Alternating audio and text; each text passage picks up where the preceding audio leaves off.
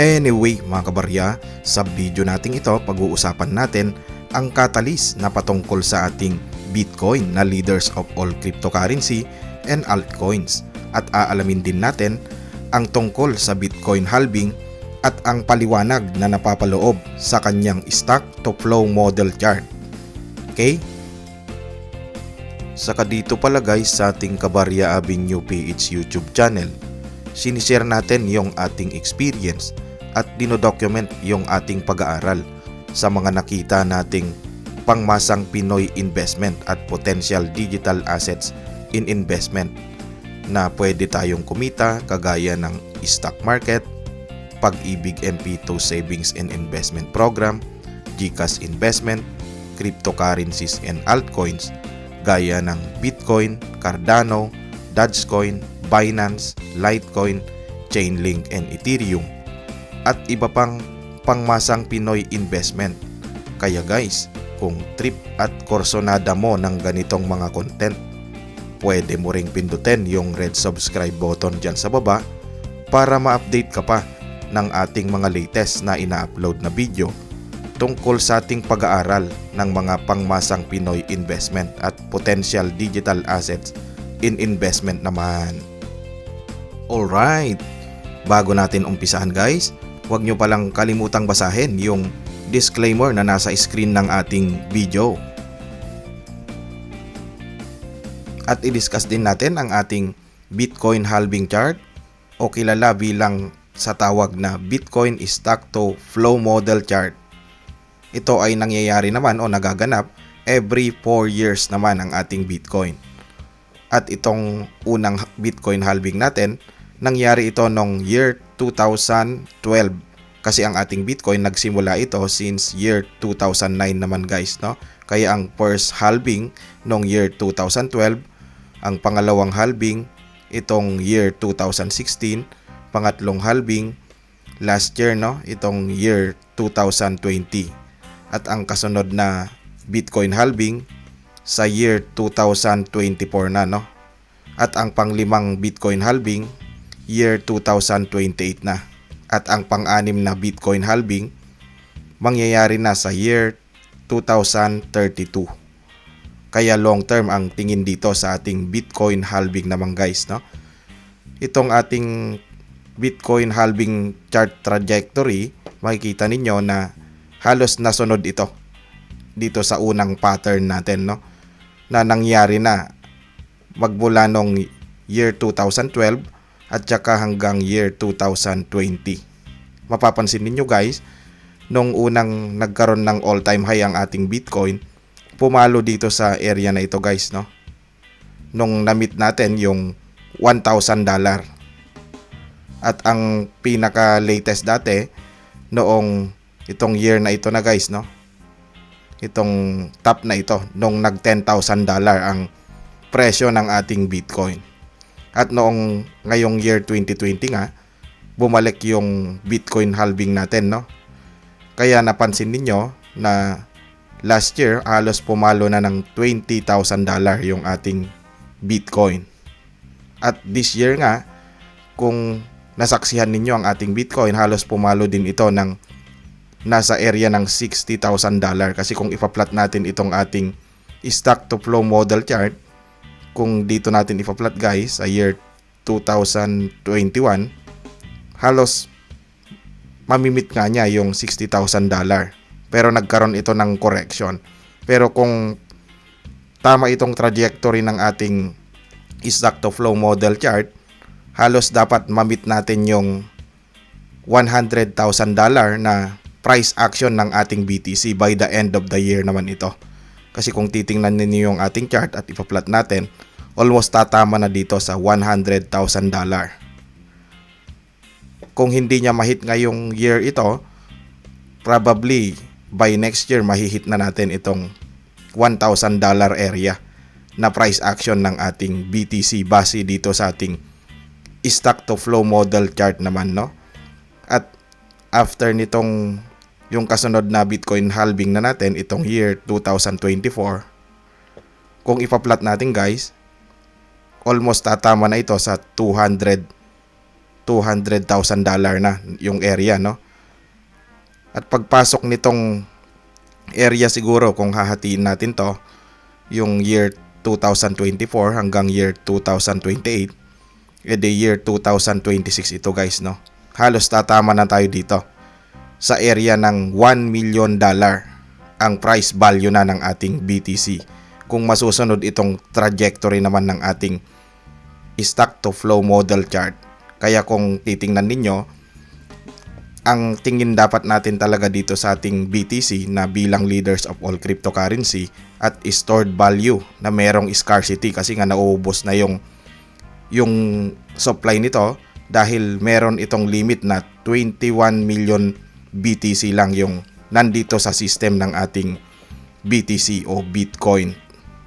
Kaya paakyat ng paakyat yung price value naman nito.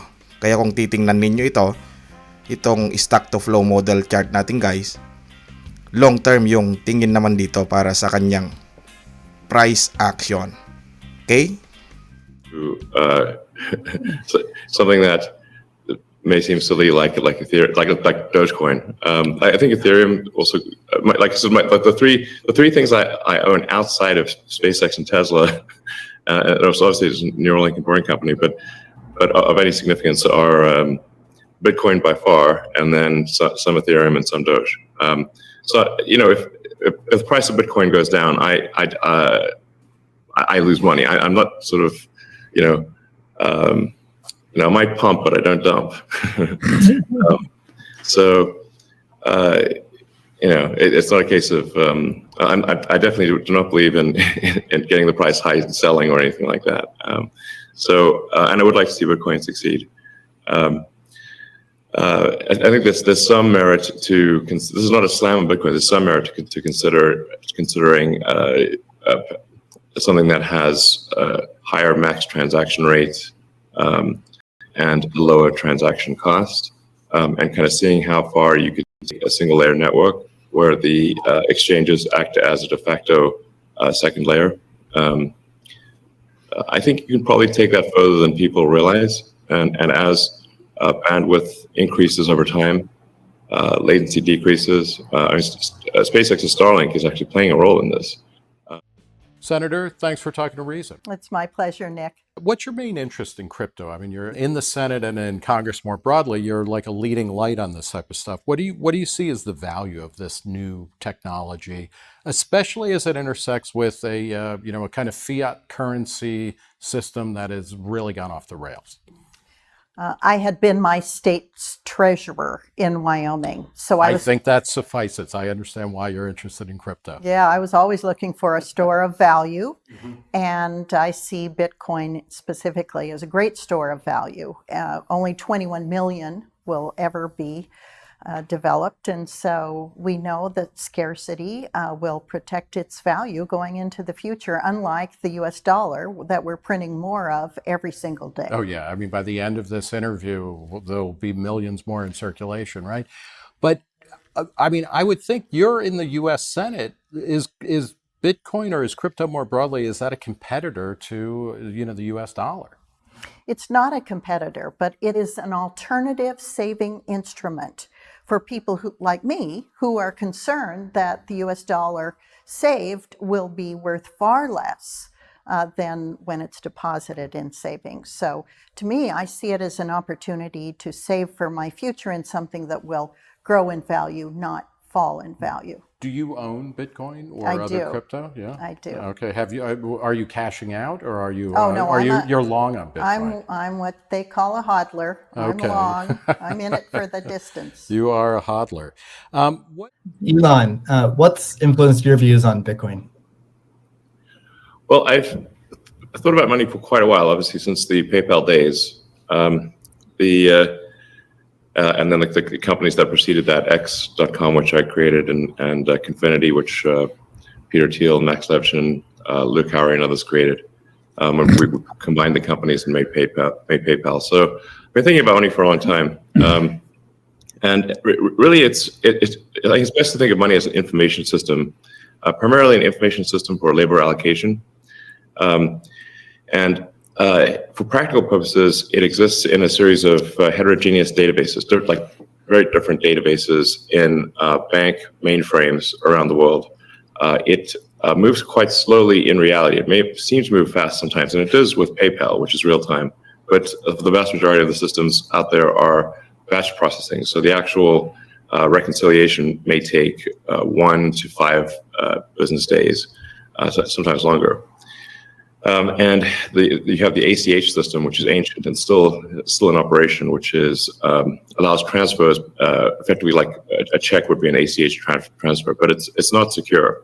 And you've got the credit card systems, which are also not secure. It would be like handing your username and password to a stranger in a restaurant if you buy a meal.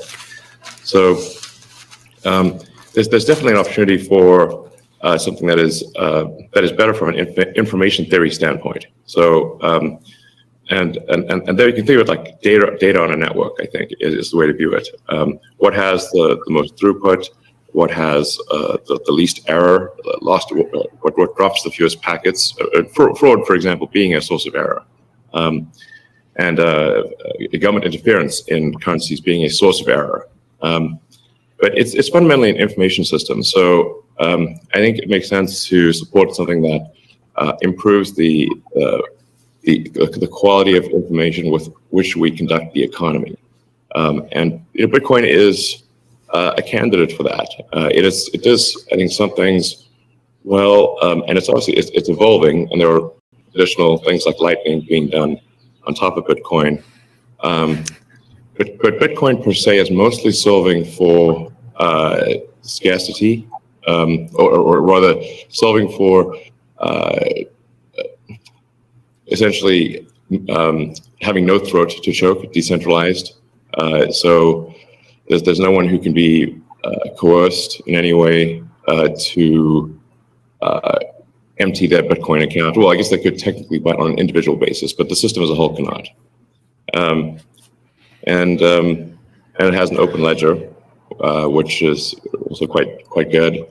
The transaction volume is low.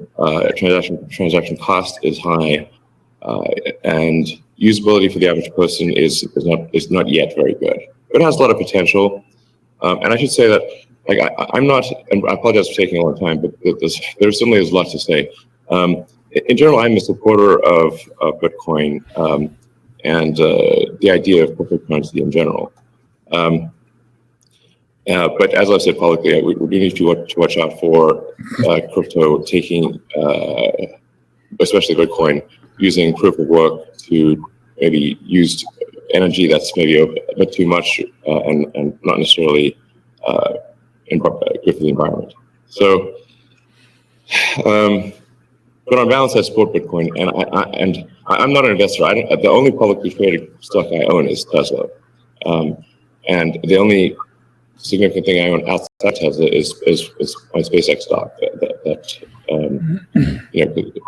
help create both companies. So, but apart from that, I do own Bitcoin, and Tesla owns Bitcoin, SpaceX owns Bitcoin, and I do personally own a bit of Ethereum and Dogecoin, of course. So. Okay, great, thank you. And we'll get into some of those issues in more depth as well.